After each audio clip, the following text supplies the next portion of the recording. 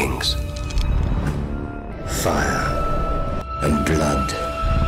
Hepiniz hoş geldiniz arkadaşlar. Bu konuda aşırı soru geldi. O yüzden ayrı bir video yapma gereksinim hissettim ve tabii ki de karşınızdayım. Bugün konumuz kan büyüsü. Yani ejderha ile binici arasında bir bağ var mı? Adam Seasmoke'a nasıl binebildi? Ana başlıklarımız bunlar. Ama şunu hatırlatayım videoya geçmeden önce. Bu konu hakkında elimizde çok detaylı, en önemlisi kesin bilgiler yok. Yazar kesin bir sonuca bağlamamış yani bu konuyu. O yüzden bugün anlatacağım şeyler teorilerin ve tahminlerin ötesine geçmeyecek. Videoya geçmeden eğer abone değilseniz yeni videoları takip etmek için abone olmayı ve videoyu beğenmeyi unutmayın lütfen. İlk olarak kan büyüsü nedir? Bunun örnekleri nelerdir? Buradan başlamak istiyorum. Game of Thrones evreninde kan büyüsü dediğimiz şey mistik uygulamaların en karanlık, aynı zamanda da en güçlü formlarından biri olarak kabul edilir. Zaten genelde karanlık ne kadar artarsa etkisi yani gücü de o kadar artar. Büyü birçok yerde var ama bunun kan üzerinden yapılanı diyardaki birçok halk arasında bir sürü yerleşim yerine yasaklanmış durumda. Çünkü çok tehlikeli ve önün alınamayacağı düşünülüyor. Sonuçları çok ağır oluyor. İnsan kurban etmeye gerektirebiliyor ya da büyü yapana çok büyük bedeller ödettirebiliyor. Kökenini bilmiyoruz biz ama ben aşağıda başladığına inanıyorum büyü işinin. Bu karanlık diyarın Valyria gibi halklara bu büyüleri öğrettiğine dair çok ciddi dedikodular dolaşıyor zaten. Özgür halklar çok fazla kullanmış büyüyü. Ejderhaların ehlileştirilme olsun, Valyria çeliği silahların, kılıçların yapımı olsun birçok yerde kullanmışlar. Ama kıyamet ile birlikte evrendeki kullanımı çok azalmış. Kovor tarafında bildiğimiz birkaç şey var. Yine doğu taraflarında kan büyüsüyle, yaratıklar ile köle kadınların çiftleştirilip ırk falan yaratmaya çalışıldığı yerler var. Ama bunların sayıları gittikçe azalmış. Game of Thrones evreninde biz kan büyüsünü 3 farklı yerde, hatta 4 farklı yerde gördük. Daha doğrusu yer değil de kişide diyelim biz. Maggie the Frog'da gördük. Cersei'nin o kehanet muhabbetlerinde. Redwitch'te, Melisandre'da gördük. Özellikle 3 sahte kral üzerinden. Yine Mini Mazdur üzerinden gördük biz bunu. Ve hani Drogo için görmüştük orada. Ve Daenerys'in yumurta çatlatması için o girdiği ateşte gördük aslında. İlk ikisinin tarzı tabi biraz daha farklı. Ama Miri Mazdur ve Daenerys'e detaylı olarak gireceğim. Onlardan bahsedeceğim. Bu konuda benim görüşüm şu yönde. Ejderhalar sadece Valyria soyundan, burayı tabi tırnak içerisinde söylüyorum, açacağım bu konuyu. Sadece Valyria soyundan gelen kişiler tarafından kontrol edilebilir. Neden böyle düşünüyorum ondan bahsedeyim. Önceden hemen hemen her yerde, evrenin her yerinde ejderhalar varmış. Fakat onları sadece sürmeyi başaran bir tane ırk var. Valyrialılar. Onlar da büyü ile ejderhaları ehlileştirmeyi, boyun eğdirmeyi başarmışlar. Septon Bart bunu açık bir şekilde söylüyor. Yani kaynak dediğin zaman ondan daha ötesi düşünülemez zaten. Mesela Marvin adında bir tane Archmaester var Hisar'da. Bütün Valyria büyücülüğü ya kana ya da ateşe dayanır diyor. Kafayı büyüyle bozmuş bir adam. Lakabı zaten büyücü. Bu konuda çok önemli bir kaynak aslında. Bir iki info sıkıştırıp hani size tanıtayım. Biraz önce bahsettiğim Miri Mazdur Game of Thrones'ta Dothrakiler tarafından köle olarak alınacakken Daenerys yanına alıyordu. Daha sonrasında Drogo için kan büyüsü falan yapmıştı. Kadın büyü yapmadan önce ölümün karşılığı anca yaşam olur demişti. Ve at getirtmişti ama kandırarak Daenerys'in karnındaki çocuğa bağlamıştı büyüyü. İşte bu Miri Mazdur bir süre Archmaester Marvin'den eğitim alıyor. Yine Qyburn vardı mesela. Archmaester Marvin'den alıntılar falan yapıyordu ve ona da aslında bir miktar hayrandı. Normalde kitaplarda çok önemli bir rolü vardı. Aslında Hisar'da Samwell Tarly'e talimatlar veren oydu. Hatta 7. sezonda olacağı falan konuşulmuştu. Fakat onun yerine Archmaester Ebroz'u koymuşlardı. Sam'i yönlendiren oydu aslında. Yani burada Marvin'di. Üstad Aemon Targaryen Daenerys ile buluşmaya gitmek istiyordu burada. Konu onun üzerinden çıkıyordu aslında. Fakat sağlığı iyi durumda olmadığı için gidemiyordu. İşte tam burada Archmaester Marvin devreye giriyordu. Sam'e Daenerys'in ejderhaları konusunda sessiz kal. Git buradaki işini hallet. Öğreneceğini öğren. Daha sonra ise duvara dön diyordu. Üstad Aemon'un yerine Daenerys'le buluşmaya kendisinin gideceğini söylüyordu. İşte aslında bu kadar önemli biri ve Daenerys'in ejderhalar hakkında yani ejderhalar yönünden mentörü olabilecek kadar aslında önemli biri bunu söyleyen. Sam'e de aynen şöyle demişti ejderhalardan bahsederken: bütün Valyria büyücülüğü ya kana ya da ateşe dayanır demişti. Viserys ilk sezonda maketini Alicent'a anlatırken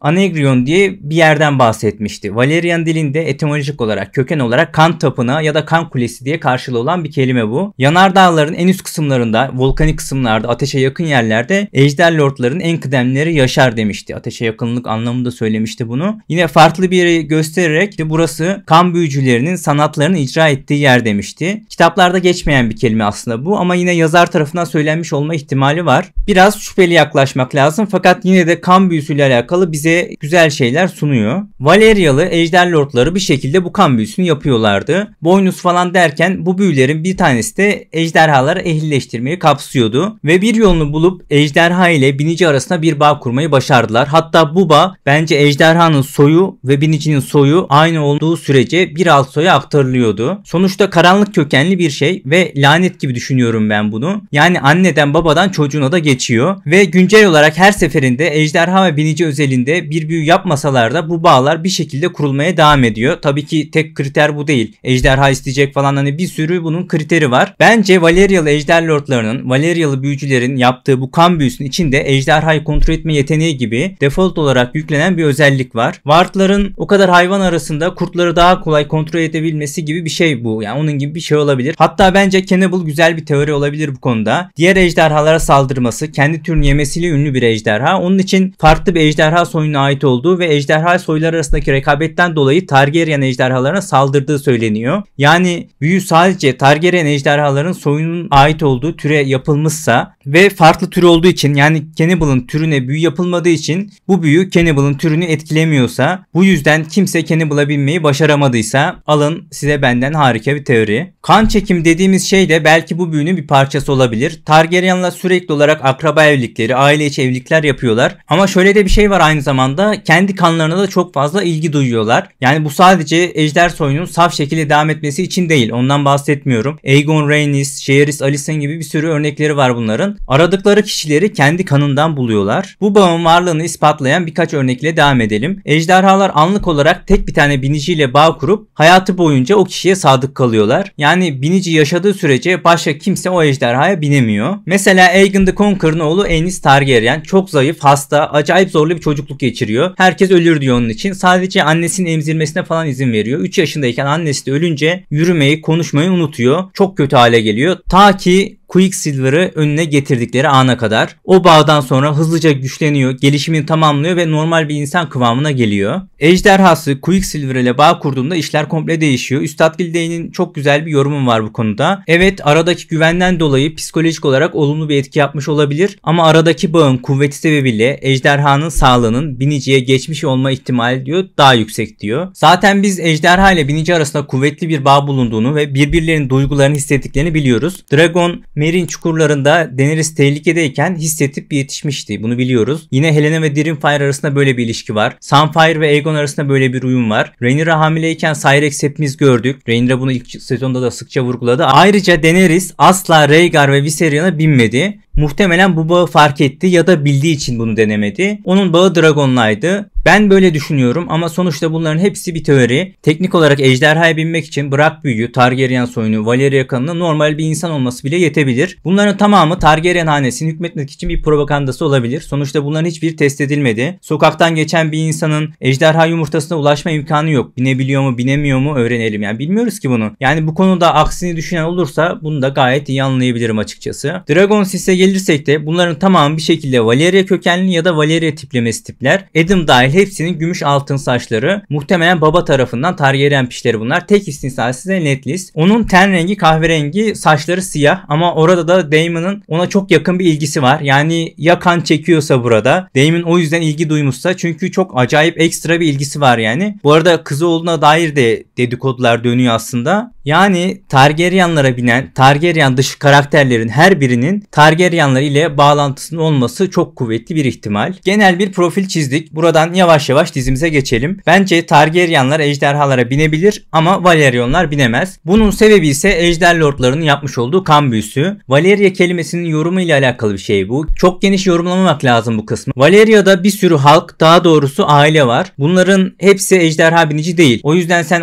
bu Valyrialı deyip bu kişiye ejderha bindiremezsin. Valyria kanından ziyade kan büyüsüyle ejderhaları ehlileştiren, Targaryen gibi ejder lordlarının soyu önemli bence. Valerionlar evet Valeria kanı taşıyor ama bu büyüyü hiç kullanmamışlar. Madem Valeria kanı yeterliydi konseydeki Bartimos Celtigar'a bindirsinler o zaman ya da oğlu Clemente bindirsinler. Onlar da Valeria bir kökenli hane sonuçta. Lanetin gen üzerinden geçişinden bahsettim. Aradaki mesafe arttıkça azalan bir şey bu. Stephen Dartley'nin 4 nesil yukarıdan Targaryen atası var diye ejderhaya bindirmeye kalktılar. Adam'ın soyu zaten belli değil. Kitapta işte ise Laenor'un oğlu olma ihtimali vardı. Yani Rhaenys'ten gelebilecek bir gen vardı ortada. Corlys'in en yakın Targaryen'ın atası 5 soy yukarıda. Yani Adam burada 6 soy yukarıdan Targaryen bağı ile mi ejderhaya binmeye kalktı? Hatta Seasmoke 6 nesil uzaktan gitti Targaryen soyunu hissetti de mi kovaladı çocuğu? Jaehaerys'in o meşhur Doctrine of Exceptionalism'ine ne oldu o zaman? Madem 8. 10. atadan bir adam çıkıp ejderhaya binebiliyordu. Bu zamana kadar neden Targaryenlar sürekli akraba evlilikleri, aile içi evlilikler yaptılar? Neden soylarını saf tutmak için bu kadar uğraştılar? Madem bu kan büyüsü önemsizdi, madem bu kan büyüsü bu kadar önemli bir şey değildi, neden Daemon Vermithor uyandırırken ateş konuştu, kan büyüsüyle bedeli ödendi diyor? Neden Dartlin'i Seasmoke'a bindirmeye çalışırken kan büyüsüyle alakalı şarkı söyledi ejder muhafızları? O yüzden bence Adam'ın ejderhaya binmesi çok büyük bir skandal. Hala açıklanabilecek bir mevzu. Annesinin bir şekilde Targaryen soyu falan çıkar. Hani bir şey olur atıyorum. Yani hala aksi ispatlanabilir bir konu. Çıkarsa o zaman düşünürüz ama bu haliyle çok büyük bir saçmalık açıkçası. Laenor meselesine de girelim. Laenor bence öldü. Bunu 3. bölüm sonrası konuşmuştuk. Videosu duruyor kanalda. Detayını merak edenler 3. bölümün top 10 videosuna bakabilir. Laenor yaşıyorsa o daha büyük bir skandal. Ama bence Laenor öldü ve yine kan büyüsünün etkisiyle aradaki bağ sebebiyle Seasmoke bunu hissetti. Otto'nun triyarki muhabbetlerinde bence bu açıklanacak. O yüzden aynı anda iki kişinin bir ejderhaya binmesi gibi bir şey yok. Laenor öldüğü için Adam o yüzden binebiliyor.